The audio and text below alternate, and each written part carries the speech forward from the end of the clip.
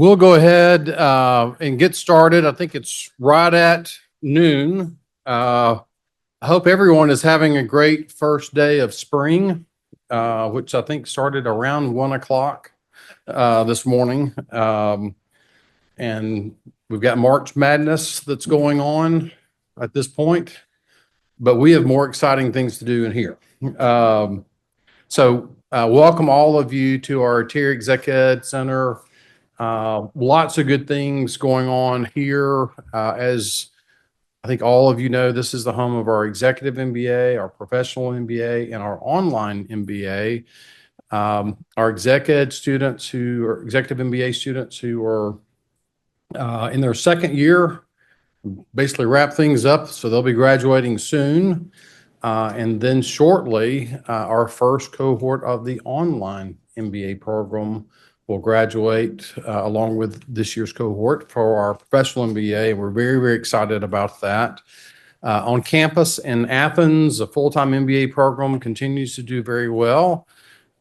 We have now back-to-back world championships. We were, for the second year in a row, ranked as the #1 global value by Financial Times. And so that's even better than the Bulldogs winning back-to-back national championships. So now we're waiting for our parade on campus, but that hasn't happened yet. Our specialty master's programs continue to grow as well. This year, we're launching an online Masters of Professional Accounting program. There is a nationwide shortage of accountants, and this is a great program, that a one-year program that will provide individuals with the skills needed to either accelerate their career or launch a new career in accounting. And I'm an accountant, so I think that's terrific. Today, this is the kickoff of the second year of the MBA Lunch and Learn program, and we've had a great first year. Speakers from wonderful Atlanta companies, including Cox Enterprises, Chick-fil-A, Home Depot, and FinQuery. And today, likewise, we have a fantastic speaker and great speakers coming up. June 12th, we'll have Vicki Williams, Chief Human Resources Officer for NBC Universal. And she is here today. Thank you, Vicki, for being here. And then in October, we'll have Jay Farrow. Jay is the Executive Vice President and Chief Information and Technology and Product Officer for Clario. And so we are thrilled to welcome such esteemed alumni from the Terry College. So as we watch the clock, we're going to have time today for the speaker presentation, but we will not do our traditional Q&A. But I think if you want to stay after and ask some individual questions, that would be great. And so it's my pleasure to introduce today's speaker, Kiana Morris. She is Chief Strategy Officer for the National Center for Health Statistics at the CDC. As CSO, she leads the center's strategic direction to promote accountability and facilitate decision-making in support of the agency's mission. As you all know, the CDC is very important for our country, and they do great work. Drawing on her experience as a senior advisor, Kiana is going to talk about her career journey in public service and what she's learned along the way. Her own journey included earning her MBA here at Terry, the Exec Ed Center.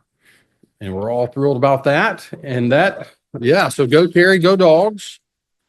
And that came after she earned her undergraduate degree from Clark Atlanta University. I know that she's got a classmate with her today. Kiana has been named to 40 under 40 for both of her alma maters, which is incredibly impressive. So in 2020, the UJ Alumni Association recognized her. So we did it first, and then Clark Atlanta got word of that and said, okay, we're going to recognize her in 2023. And then the Terry College also recognized her as one of our Terry Trailblazers in 2021 for being a pioneer in her professional work while also having a meaningful impact on her community. Kiana continues to be active in her sorority, Delta Sigma Theta, and she serves on the board of directors of Day League in DeKalb County. So please join me and welcome Kiana Morris. So first off, thank you very much for the warm welcome. I appreciate that. And I see some of my Terry Bulldog family over there. Thank you guys for being here. Today is going to be a very interactive session. I know every Lunch and Learn is a little different. And since I can't do the Q&A, I wanted to kind of still engage with you guys. So I ask that you kind of engage with me throughout the day. I do have to give one quick disclaimer that these are my personal opinions and do not represent the agency or any organization. Okay, so disclaimer, we're all good. Thumbs up. Everybody's clear? Okay, great. So first slide, who am I? Here are a couple of photos that I hold near and dear to my heart on the screen as it pertains to our illustrious Terry College of Business. You'll see a photo here of what I call my Bulldog family. And this is our cohort when we were in China for our international practicum. You'll see Professor Chatterjee there as well, who's been with the university for quite some years. What I value about Terry is that while matriculating here, you don't just learn about the art of business, but also the importance of long-lasting relationships that will help us throughout our career and for years to come. I had the great fortune of becoming a Terry Trailblazer in 2021 for my commitment to service in the community as well as pioneering in my respective industry. And then there's another photo of our Terry cohort in China at the US Embassy when we were in Beijing. And here I had the good fortune to be able to briefly explain some of the work that I do at that time at CDC and our partnership with CDC China and with the embassy. And really explain some of the public health global work that we have, not just here in the US, but abroad, which is bigger than just the science, because there's also a business component to public health that I think is value add and people should know about. And because of my MBA at Terry, I've been able to leverage opportunities in this industry as well. I like to kickstart Lunch and Learn sessions with icebreakers. So you all should have a pack of M&Ms in front of you if you haven't eaten them already. And I want you to open up your pack of M&Ms and take out the first two. Whatever two come out, take them out. Nobody get nervous. So I'm all about teamwork and building consensus. So I have some icebreaker questions or requests.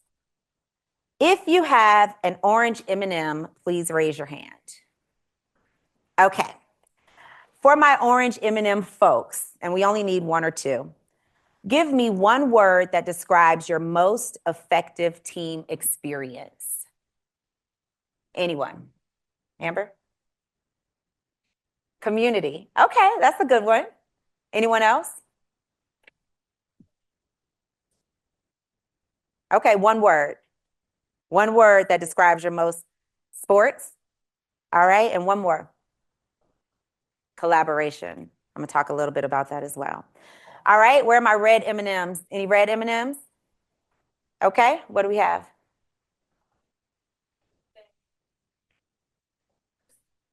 Okay, diverse. And give me one word that describes your least effective team. Red M&M. I saw a couple over here somewhere. Don't hide now. Red M&M. Least effective team, one word. Laura? Untimeliness. Yeah, that's frustrating. Mine would be untrustworthy as well. Yellow M&Ms. Any yellow M&Ms in the room? Sherry? A movie that describes the last team you were on. A movie that describes the last team you were on. That's hard. I see everybody's thinking. Say it again. Losers. Oozers. Oh, okay. I was like, losers. Anyone else? And you don't have to be a yellow M&M, but yes, Vicky. Fast and Furious. Oh, that was a good one. I can't top that one. I was going to say A League of Their Own, but I think yours was pretty good. Okay, green M&Ms. Matt? Oh, no. Describe what skills or gifts you bring to your team. Positivity. Okay. I can't see your name in the back, sorry, but Kelly. Hi, Kelly. Oh, good. I'm supposed to connect with activators. I did the strength finders. We'll talk about that later. So we're going to talk. Okay. Do I have any blue M&Ms in the room? Yes. Yes. Okay. Describe one thing you wish your team or leadership knew about leading teams. Listening, that's a good one. For me, it's being transparent. Anyone else? Blue? And what about brown M&Ms? Do we have any brown M&Ms in the room? Okay, describe the first thing you will do or did do when your team, with your team, once you became the leader. Say it again. Listening. Absolutely. Laura. Timeliness. I love it. And mine was being authentic. So I did that because I wanted to first get a feel of the audience and see kind of the personalities and who we're dealing with, and also to set the tone because we will be engaging throughout today, especially since I won't be able to do the Q&A session. So thank you for participating. Now, you guys can eat your M&Ms if you want to. I have no more tests going on pertaining to your M&Ms. Why public health? Yes, we all have a constitutional duty, and our employees make an oath when we first work at the agency to protect the American people. And we are, in fact, public servants. However, beyond that, I really fell in love with the merger of public health and business when I started to understand the disparities and the gaps and opportunities that exist in our communities. Those who have rural homes or live in rural areas versus those who live in urban areas, those who may have transportation and access to healthcare versus those who may not have transportation.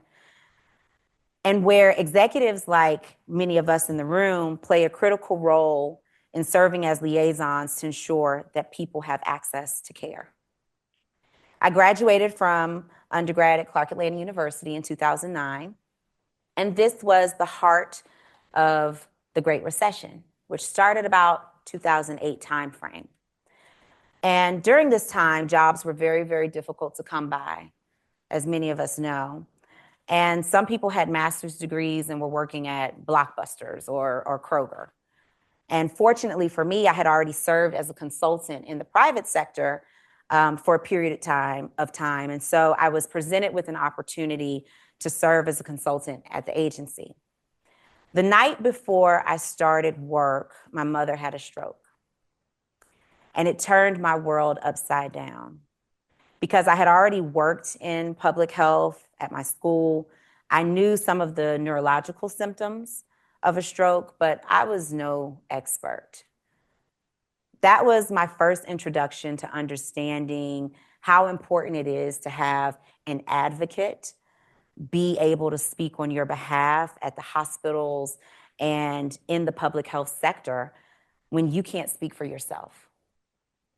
Fast forward some years to 2011, my sister got diagnosed with multiple sclerosis. And no one in our family knew the first thing about multiple sclerosis before, which not only changed the trajectory of her life, but all of our lives, because it takes a village to be able to provide care and support for someone that has a chronic disease. And I had to learn how to be sensitive to that and how to have empathy. Then my youngest brother was diagnosed with autism at the age of 2 in 2012. And my father had a heart attack in 2013. Needless to say, I learned very quickly the importance of public health and its importance and impact on people's lives that may be at risk, and how critical it is that we educate people and provide access and ensure that they're equipped where we can to either prevent disease or manage where others have an opportunity to. And all of this made me fall in love with the importance of public health. Now that you understand why public health, I want to dig a little deeper into my personal why, my calling, and what I consider to be my purpose. As I said, our employees take an oath, committing their lives to service and to protecting the American people. We are the pillars that really uphold the Constitution. The strength of a pillar is rooted in its foundation by remaining grounded. My challenge to each of you is to find what keeps you grounded during times of change. So let's talk a little bit about finding your why in uncertain times. We are facing some very uncertain times, and while remaining agile is key and critical for success, I urge each of us to think about our own individual why. If there's one thing we all know for certain, it is that change is inevitable and it is the only thing that is constant. During all phases of change, we must remember to take care of ourselves and to refill our own cups with those things that bring us joy so that we can serve. Our strength comes through connection and understanding our own individual whys. So, what is your why? I believe that relationships are what make the world go round. Oftentimes we hear that it's money.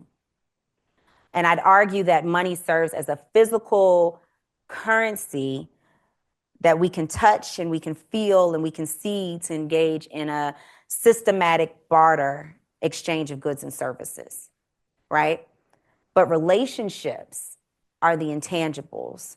They're the assets that yield high value to not only help us reach our goals, whether that be money or not, but our own self-actualization, to achieve our purposes, which transcends any title or any position or any career that you may be in. The money will come, the stability will come, the elevation of your respective careers will come as we continue to align our own individual calling and our purpose. It is that inner voice that motivates us, that fire that burns inside of us, that reaffirms our voice and says our own contributions matter in this world. For me, my why is leading people and leading change. Serving as an inspiration and as a voice for people so that we can strategically come together. I'm very clear about my why. Whether that be in the private sector or the public sector, those skill sets are very transferable. My calling and my why is transferable regardless of the industry. So I want you all to ensure that your why does the same, that it transcends your current position and your current title, and that it is embedded in who you actually are as a person. It is at the heartbeat of understanding your why that you will be able to thrive during times of uncertainty. Okay, so now that we have had an opportunity to briefly describe our why, I want to share with you a brief snippet of my career journey and how I have allowed my purpose and my calling to be embedded in all of the positions and the various opportunities that I've taken along the way.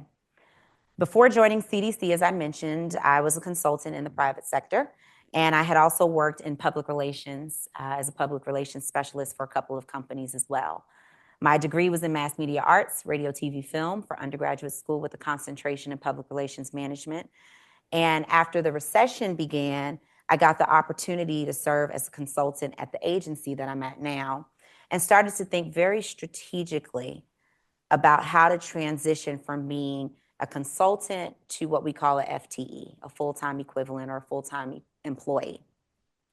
Between 2010 and 2018 timeframe, I embarked on several different positions, ranging from being a financial communication specialist to a program management analyst and a senior program specialist working on a lot of our emergency communications. I actually served as the lead for the agency's team that launched our emergency communications text message service so that, as many of us know, CDC never closes. There may be people that are working in the labs or people that are in transition from various campuses, and we want to make sure that we're able to let them know if they need to take cover or if there's, a safety risk. And so the text message series that we started on my team now reaches almost 20,000 people simultaneously. But it wasn't until I became the special assistant to the CFO that new doors and opportunities were presented to me. While serving as a special assistant, I was able to get a different level of visibility. and hone in on skill sets that leveraged what I was also learning at Terry. I learned about strategic planning, how to conduct an organizational assessment, risk management, and the power of utilizing focus groups and surveys and collecting data to show value and how to garner buy-in. And I had a really phenomenal mentor who's not here today, but hopefully she'll be watching, to help me through putting those studies into action. Terry was the foundation for that, and the job experience gave me opportunities. Then between 2018 and 2022, I started to embark upon my senior leadership journey at the agency. It was here that I became the first ever Associate Director for Policy and Risk Management in the Office of Science. And I had to stand up a new office, which meant that I had to really explain the value add that it brought to our leadership team and how it benefited them for us to be able to have policy and risk management in that capacity.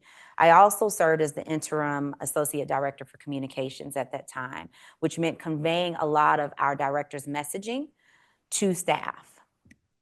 It was here that I led our enterprise risk management portfolio and had to work very closely with other agencies, including HHS, as well as our Chief of Staff office, and had to respond to congressional inquiries that came in. And so if you have ever worked with Congress, you have to know how to engage with requests that might come down the pipeline. During this time, COVID-19 took the world by storm. And I think it's fair to say that everyone in this room faced COVID-19 either themselves or you know someone personally that was impacted by it. I served 3 deployments in the emergency response, helping to lead our government affairs team. And then I worked for what was called the Chief Health Equity Officer Unit. And this was the first time in CDC history that we put a unit in the response to look at specific disparities. And our goal was to ensure that we were reaching every single American possible and building and leveraging trust to communicate information about COVID-19. My role was leading strategy, partnerships, policy, and communications for that unit. Together with my team, we worked some very long hours, and I mean almost 20-hour days sometimes. But the amount of lives that were impacted, that we were able to help save, is immeasurable. We worked with the White House, over 150 media outlets, governors in various states, colleges and universities, to ensure that we were able to reach all American people, and not just Americans, but worldwide, right? Because this pandemic impacted the world. Shortly after doing my 3rd stint in the response, I knew it was time for me to take a break and do some self-care. And after a brief time away from the office, I was then presented with an opportunity to become the acting director for the Office of Budget Policy and Legislation, which is embedded in the center I'm in now, National Center for Health Statistics. This was a major opportunity for me to grow as a leader and a manager. And I see leadership as influence, right? But I see management, while interrelated, being a separate entity. And so I had about 21 staff, give or take a couple. There was some fluidity there that I had to be responsible for. And my job was really to make sure that I was concerned about them as people while also moving our mission forward. I was able to do an international assignment as well for about 5 months overseas in Tanzania, where I served as the policy and communications point of contact on a team and supported the CDC director of Tanzania, as well as the US ambassador there. And we launched several different events and surveys. And through this experience, I worked with a phenomenal team that collectively launched what's called the Tanzania HIV survey.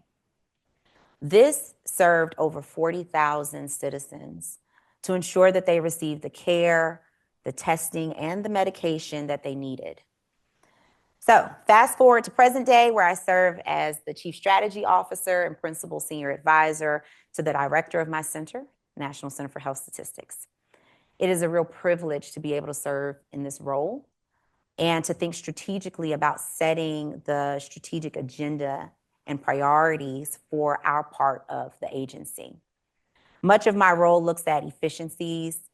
I look at operational excellence, risk management, resource allocation, our budget, partnership engagement, and all of the operational side of the house that helps to support our mission. In every role that I have, whether it be internal to the agency or external, I've always kept my why at the forefront of my mind, leading people and leading change, and thinking strategically of the merger between what I call the heart of the organization being the people, the employees that we serve, and the head of the organization being the ways that we operationalize our processes and look at ways to achieve our mission under one umbrella. So, understanding that, let's talk a little bit about how we leverage strengths. I brought some books on display in the front here, and I'm happy to pass them around. Where's Gracie? Gracie, can you help me, Gracie? I'm going to mention a couple of them, but I did want to circulate them. Carla Harris is one of my favorite authors, and this is her book, one of 3 of her books that I have. I'm going to start circulating them in just one second. But Harris emphasizes the importance of being your authentic self and showing up as your authentic self in the workplace, and how it enables you to function at your optimal best in terms of performance level. She encourages us to set our career plan and take a lot of responsibility for our own professional development. And think in terms of developing what I'd call like your personal strategic plan for your own career. So I'm going to circulate this book, which is called Lead to Win. She also has Expect to Win, which is actually one of my other favorites. Thank you. Feel free to peruse it. That one is autographed, so I do need it back. But definitely a favorite. She also authored, like I said, Expect to Win, which my mentor gifted me, Melanie, who's in the back, probably about 10 years ago or so. And I used it as a guide through navigating in my career at the agency. In that book, Harris advocates for viewing relationships not as transactional, but as mutually beneficial as a partnership. And so she charges us to get mentors, sponsors, and advisors. And I've added one to that pool, which is called coaches. And so mentors are really those that can provide broad advice, right, on career goals and that have industry knowledge in the area that you may be in. And you can show your mentor the good, the bad, the indifferent. They're a trusted resource for you. The sponsors are the advocates.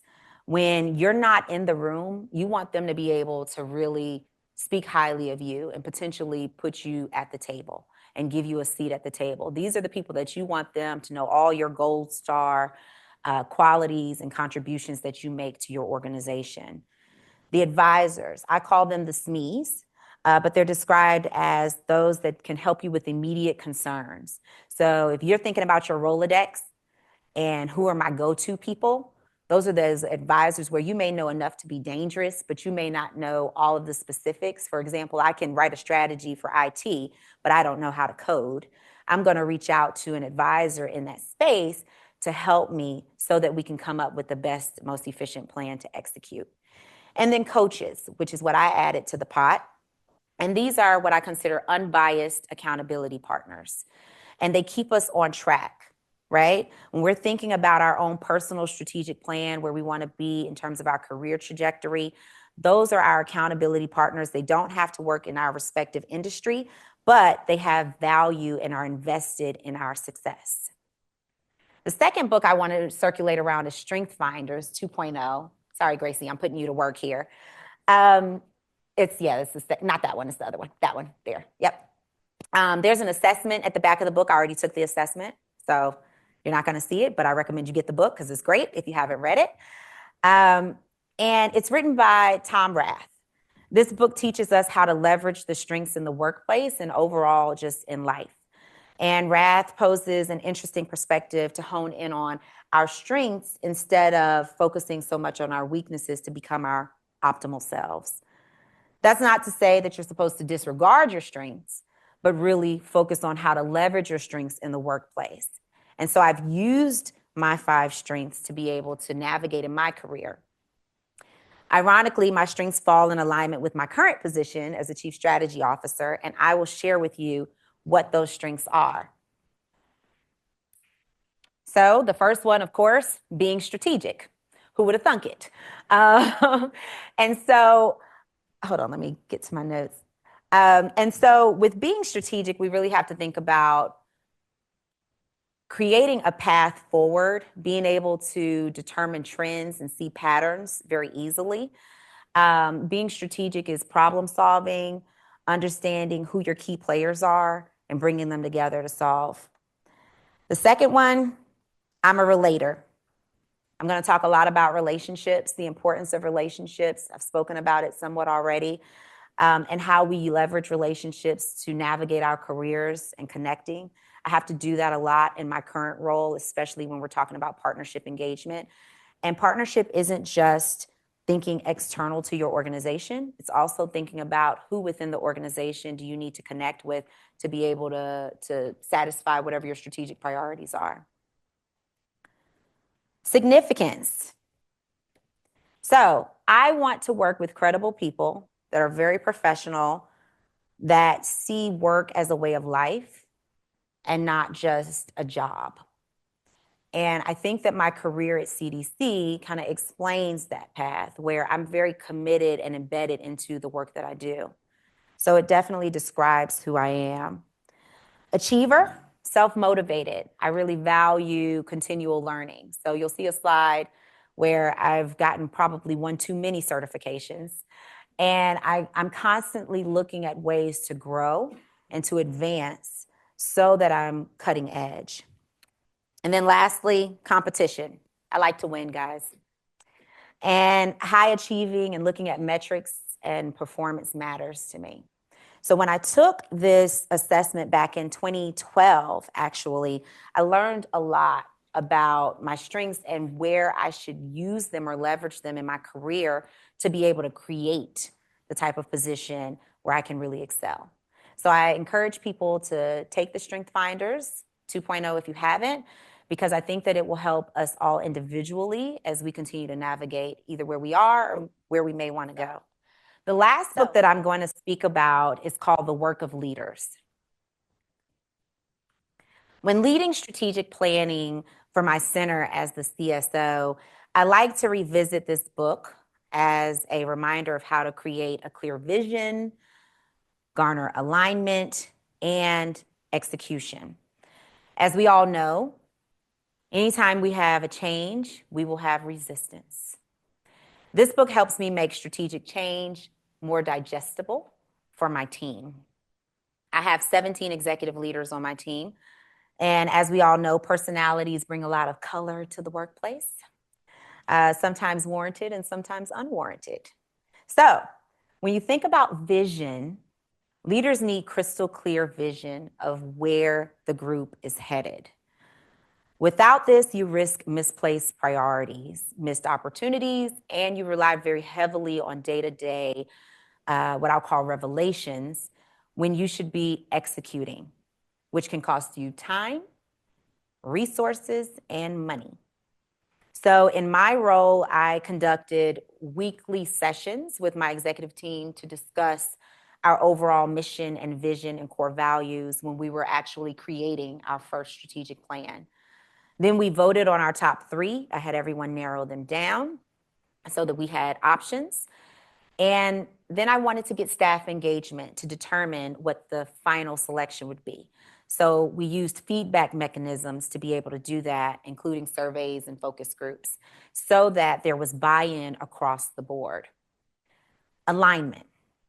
Building alignment is the act of gaining buy-in, right, for your vision, to support your vision.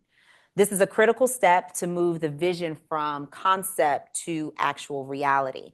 So, clear roles, conveying the value, explaining the benefit, addressing the rationale or the logic, and addressing emotional needs during this time period are key. This is where the head and heart meet. I spoke briefly about that earlier, under one umbrella. This is where you build consensus and you have to garner motivation. Know your audience and understand that not everyone will jump on board at the same time, and that's okay. It's okay to keep moving forward. Execution.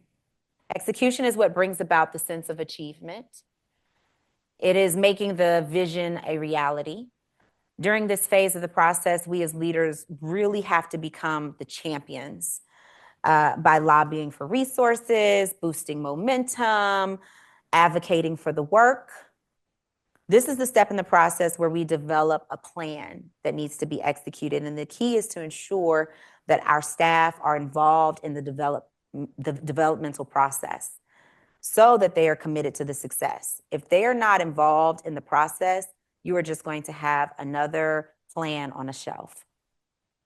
I learned this not only in my current role as Chief Strategy Officer, but also when I served as the director for our Office of Planning, Budget, and Legislation.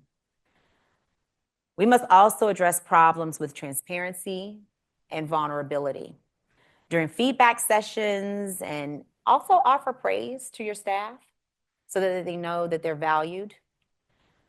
These three buckets sum up the approach that I take when I'm thinking strategically about championing a new initiative or developing a new strategic plan for our center.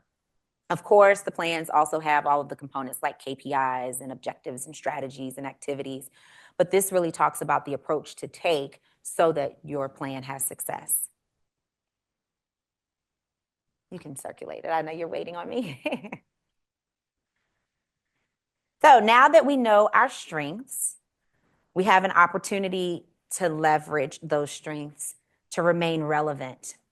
If you recall, one of my strengths is being an achiever, which means I appreciate continual learning, and being a relator. So I value relationships. I believe in giving back to the community, volunteering, seeking opportunities to really grow as a leader outside of the workplace. So I serve on boards, and I make sure that I challenge myself to be able to grow in that capacity. There are a few boards, and I feel like the slide is kind of small. I don't know if you guys can see it, but I serve on what's called Outstanding Atlanta. I'm the director of our programming, and this is a community service arm that supports the City of Atlanta's community service initiatives under the mayor. I am an advocate and a member of On Board, which is an organization that really specifically targets putting women on corporate boards so that there's representation across the board. I recently rolled off of serving as a member of the board of directors on the governance board for Day League, which is DeKalb County's Rape Crisis Center. And there are other boards that I've served on as well in the community. My point is that these experiences have grown not only my network, but my skill set so that I'm better to show up in my current role. I also was a senior press officer for a campaign for someone that was running for Georgia Secretary of State, and a director for communications previously for someone that wanted to serve on city council. So again, getting that experience under my belt so that I can show up in the workplace. I'm going to speak very quickly about a laugh journal. I have a career coach. I believe I am a coach, but I also believe that if you are one, you have to have one. And my career coach said, Kiana, your job in your field is very serious and you need to laugh more. And I thought I laughed a lot. But she said, you need to have like 5 to 10 laughs every few hours. And right now you're so consumed by the work that you're not enjoying and having fun. And so I started a laugh journal. And I will find the funniest memes on Instagram or social media, or I'll text this group over here and they'll respond with something wild. And what it does is anytime that you're going through tough times or you're having a period in your life that may be a little bit of a transition or some uncertainty, you reference that laugh journal and it boosts your serotonin and it boosts your energy so that you can hit reset. So I encourage everyone in here to take my career coach's advice and get a laugh journal. Embarrassing moments.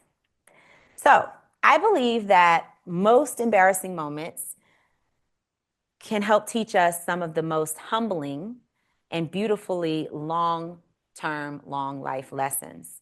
For me, it was a day that I shall never forget. I was captain of the dance team for my high school, and we had long 3-hour practices each day. This time in particular, we decided to volunteer for the Special Olympics. And now later in life, I have an even greater appreciation for the Special Olympics, given that I have a brother who is autistic with special needs. And I've always had a passion to give back to those that are more disenfranchised than myself. Needless to say, this particular day, I'm dancing in the middle of the 50-yard line. And in dance, we all have to wear the same outfit, the same makeup, the same hair, same uniform. My coach thought it would be a good idea for all of us to wear these long genie ponytails that went down our back. And normally, that would work because most people had hair on my team. However, I, being the wonderful rebel that I was at the time, thought it was a good idea for me to have an asymmetrical bob where the back was shaved. So I had to figure out how to get my hair into this genie ponytail. Now imagine me in the middle of a field, and I mean dead center in front of everyone, going through this dance performance and having a good time. The music's going. I think we were playing Earth, Wind, and Fire's September, if I remember correctly. And I have practiced 1,000 times for this routine, okay? The perfectionist in me knows I have to hit every single mark, and then the inevitable happens. There's a part in the routine where we do this forward tuck and roll, and I tucked and rolled, and my ponytail rolled off. And I was mortified. And yet I quickly thought about a lesson that we were always taught in dance line, and that is just keep going. Keep moving forward and don't quit. So I went into survival mode and kept going, thinking just keep going, keep moving forward, don't quit. Someone got on the microphone and yelled, "Hey, pick up your hair." And I picked up my hair and clipped it back on in the middle of the performance and got back into formation. I kept the performance going with my team. By the end of the performance, we had a standing ovation, not just from the Special Olympics attendees, but their parents and most of the school. And what could have been the end of my dance career at that time, became a hilarious moment that taught me a lifelong lesson. No matter how much we practice and try to make things perfect as leaders, sometimes things happen. And that's okay. The reason we are leaders is because we are able to pivot and keep moving forward. Learn to laugh at yourself, shake it off, and keep it moving. So I want to ask one last question. I won't force you to share, unless, of course, you want to. But think of an embarrassing moment that you've had. We've all had them. How can you use that moment to teach a lesson that shapes the type of leader you want to be and the type of leader that you have become? We are all perfectly imperfectly made. Be resilient. People will admire your resilience, your determination, and they will forget about the moment that you had a oops like me and my ponytail. You too will get a standing ovation for your excellent performance and excellent output that you delivered, not as an individual, but as a team. So in all things, despite the adversity, and we know we are in some very unprecedented times, remember to keep going. Remember to live. Remember to connect, and remember to show up as your authentic self, because the world needs more leaders that are bold enough to show up perfectly imperfect. My career has allowed me to do that and to thrive in that space, and I'm very grateful for that opportunity. Now it's our time to inspire the next generation of Terry Bulldogs that come through. Thank you.